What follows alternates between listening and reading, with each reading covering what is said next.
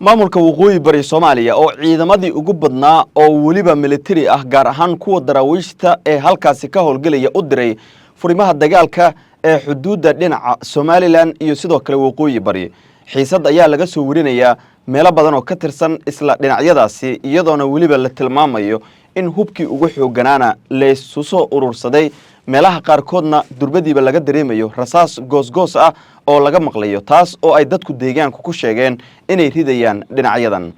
wararka ugu dambeeyay ayaan halkan ku eegi doonaa maxay yihiin ciidamadan sida gaarka ah tababarka loogu soo xiray ee gobolka Sanaag sidoo kale maxaa ka jira in Somaliland durbadiiba ay dareemayso dhaqdhaqaaq ciidan iyo in ay ciidan la filayo inuu u soo dirto xuduudda deegaanadii dhawaan lagu dagaalamay cabsi xoogan ayaa sidoo kale ay qabaan dhinaca Hargeysa oo ah in ciidamadan ay qayb uga noqdaan kuwa difaacaya xuduudda sidoo kalena dagaal la gali kara maamulkaasi soo dhawaada saaxiibayaal Cumar Guux ayaan nahay haddii ay tahay markaa kugu horeysay aan soo booqato nagu soo biir saaxiibada la sii wadaag qaybta hoose ee faaladana aragtidiina ha ka ilaabina mar kale soo dhawaada saaxiibayaal tababar ciidan ayaa loo soo xiray ciidan ku dhawaad gaaraya ilaa iyo 1000 askari kuwaas oo ku jiray xirada tababarka ciidanka ee gobolka Sanaag maamulka waqooyi bari ayaana ciidamadan si gaar ah tababar ugu soo xiray halkaas waxaana la tilmaamay inay ka mid yihiin ciidanka gaarka ah ee daraawiishta ee maamulkaasi waqooyi bari Soomaaliya ciidamadan in badan oo kamid ah waxa ay tababar ku qaateen gudaha maamulkaasi waana ciidan labisan doona sidoo kalena loo qeybiyay hub leh noocyo kala duwan kuwaas oo loogu talagalay inay ku howlgalaan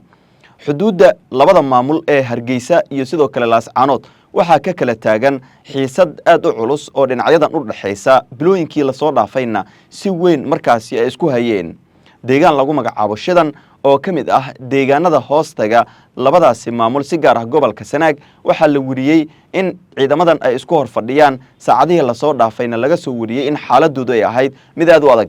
waxaana saacadda ka dambaysa la dareemayaa inay xiisadda cirku isku sii shareerayso ciidamada tababarka loo soo xiray oo gaaray ilaa iyo 1000 askari waxaa la tilmaamay in laga qaaday deegaano qaar oo ka tirsan isla gobolkaasi Sanaag waxaa ciidamadan loo tababaray ka qayb qaadashada howlgal kasta iyo difaac kasta oo markaasi laga yaabo in looga baahdo maamulkaasi waqooyi bari ee Soomaaliya waxaa jira rag qaarkood ay dagaalo hore uga soo qayb qaateen waa ciidamadan tababarka loo soo xiray kuwaas oo qayb ka ahaa dagaalkii Laascaanood looga saaray maamulka Somaliland in badan oo kamid ah ciidamadan waxaa la tilmaamay in dadka deegaanka yihiin gobolka Sanaagna ka soo jeedaan sidoo kale Cayn iyo Soolna isla sidaas oo kale laakiin waxaa la wariyay in xirada tababarka ee ciidanka ee gobolkaasi Sanaag tababarkan loogu soo xiray maalmaha soo socdana la filayo in furimaha dagaalka si rasmi ah loo geeyo si ay uga qayb qaataan dagaalada tooska ah ee maamulka waqooyi bari Soomaaliya kula jiro Hargeysa iyadoo ilaa iyo hadda aan si rasmi ah loo ogeyn goobaha la geyn doono laakiin waxay u badan tahay dhinaca deegaanka lagu magacaabo Shidan ilaa iyo deegaanada kale ee xuduudda xiga inay geyn doonto waqooyi bari Soomaaliya militariga ugu badnaa ayaa iyagana ka horeeyay oo horey loo geeyay saldhigyadaasi gaar ahaan furimahaas oo in badan oo kamid ah dagaal xoogan kula galay halkaasi maamulka Hargeysa iyada oo ilaa haddana xiisada u dhaxaysa labada maamul ee waqooyi bari iyo Hargeysa ay taagan tahay ma jirto dhaxdhaxaadin rasmi ah oo laga dhax bilaabay maamulada waqadariya iyo sidoo kale Shidan kuwaas oo ay ka dhaceen weeraro toos ah oo ay dhinacyadan isku geysteen dagaaladii horey u dhaxmaray dhinacyadana waxa lagu kala qabsaday maxaabiis sidoo kalena dhibaatooyin xoogan ayaa la isku gaarsiiyay deegaanada qaarkood ilaa iyo hadda colaadu saameyntooda waa laga dareemayaa waxaana jirta in marba marka ka sii dambaysa xiisadda ay cirka isku sii shareerayso inkastoo aan la saadaalin karin waxa imaan doona marka ciidamadan la geeyo furimaha dagaalka haddana waxa ay ka digaysaa Hargeysa in ciidamadan ay yimaadaan xuduudda sidoo kalena halkaas ay ka bilaabaan dhaqdhaqaaq ciidan oo ay ku doonayaan inay gudaha ugu galaan deegaanada hadda aan soo xusnay ee waqadariya Shidan ilaa iyo xuduudda dhinaca magaalooyinka Hargeysa iyo Laascaanood xilli kasta ayaa dagaal laga cabsi qabaa xiisadda halkaas ka taaganna waxa ay dadku deegaanka ku tilmaameen in haddii ay sii socoto ay sababi karto dagaal toos ah oo dhexmara labadan maamul sida dagaaladii horey u dhaxmaray ee waliba Laascaanood la isugu geystay dhibaatooyinka badan waxa la wariyay in xaaladdu hadda ay tahay mid degan laakiin meelaha qaarkood rasaas goosgoos ah laga maqlayo taasi oo keentay in xilli kasta maamuladan ay heegan galaan iyadoo aanan la ogeyn waxa dambe ee imaan doona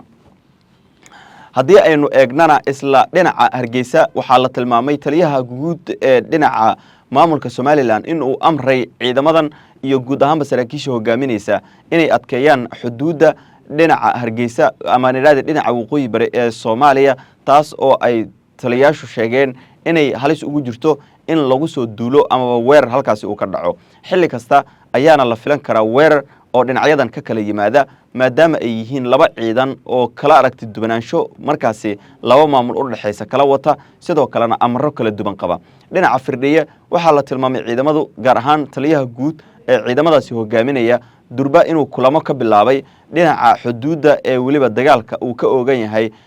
horeyna dagaallo xoogan ay uga dhaceen halka dhinaca kale Hargeysana taliyaha guud ee ciidamada Somaliland durba la sheegay in isagana kulamo uu la qaatay saraakiisha ugu sarsareysa ee maamulkaas oo waliba uu ku amray in cid kasta oo ku soo xadgudubta Hargeysa ay ka hortagaan Hargeysa marka laga tago Somaliland dagaalkan hadda ay kula jirto waqooyi bari Soomaaliya waxa horay u jiray in dagaallo kale ay kula jirtay maleeshiyad hubaysan oo markaasi Gadabuursi iyo sidoo kale Ciisa kuwaas oo dagaalkoodu iyadana uu sababay in meelo badan uu gaaro deegaanada qaarkood xitaa dadkii shacabka ahaa ee deganaa ay ka baxaan si ay kaga fogaadaan dhibaato ka soo gaari karta dagaal beeleedyadaasi inkastoo ilaa hadda aanan xal rasmi ah laga gaarin labada dagaal ama labadaasi colaadood ee kala ah Ciise iyo Gadabuursi haddana waxaa maalmihii la soo dhaafay deganaa xaaladda deegaanadii ay ku dagaalameen kol hore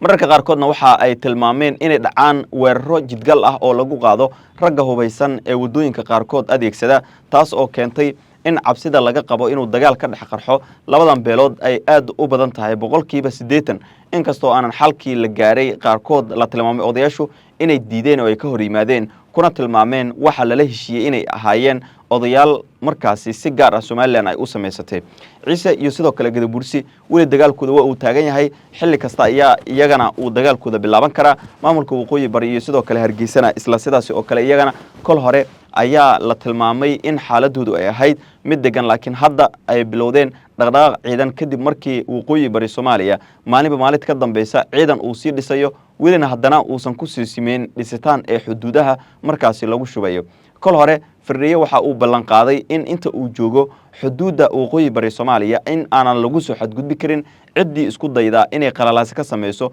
ama carqaladeyso ammaanka guud ee maamulkaas inay la dagaalamayso si kasta oo ay ula dagaalami karto taas oo muujinaysa inay tahay fariin cad oo ku socota Cabdiraxmaan Maxamed Cabdilaahi Ciro madaxweynaha Somaliland oo isagana xilligan bilaabaya amaba wada la kulanka saraakiishiisa beelaha halkaas degan sidii ay uga qayb qaadan lahaayeen ka hortagidda fal kasta oo la doonayo in laga hortago ama lagu carqaladeeyo ammaanka guud ee ka jira dhinaca Hargeysa kulamadii dhacay saacadii la soo dhaafay ee dhinacyadan dhaxmaray waxa la tilmaamay in si weyn loogu gorofeeyay sida loo wajaha iyo xaalad kasta oo timaada ha noqoto dagaal ha noqoto xiisad siyaasadeed inkastoo hadda Somaliland ay u aqoonsan tahay maamulka waqooyi bari Soomaaliya mid aanan jirin oo lagu dhisay Somaliland naceeb iyo sidoo kale in maamulkaasi Somaliland la kala geeyo Somaliland wali xaaladeedu waa allow sahal oo meel kasta dagaal ayaa kaga furan dhinacna siyaasadda ayaa laga haystaa sidoo kale dagaalkii dhinaca dhulka ee waqooyi bari Soomaaliya wali kama herin halka gudaheedana uu ka bilowday dagaal kale isla sidaas oo kalena dagaal afeed ayay kula jirtaa wadamada deriska ah sida Djibouti oo kol hore ay ku eedeysay inay gadaal ka riixayso maleeshiyadka ku dhex dagaalamaya gudaha maamulkeeda mid kamid ah ayaana la tilmaamay inay si gaar ah u hubayso gudahan saaxiibayaal xaaladda oo hadda la sheegayo in ay degan tahay laakiin xilli kasta isku dhac ciidan uu iman karana barnaamijyadan wararkeena dambe ayaan idinku soo gudbin doonaa idinka ayaa noqon doona dadka ugu horeeya xogahaasi hela haddii aad ila dhamaadkan la soo gaartay nagu soo biir saaxiibada la sii wadaag muuqaalkana meel dheer nala gaarsiiya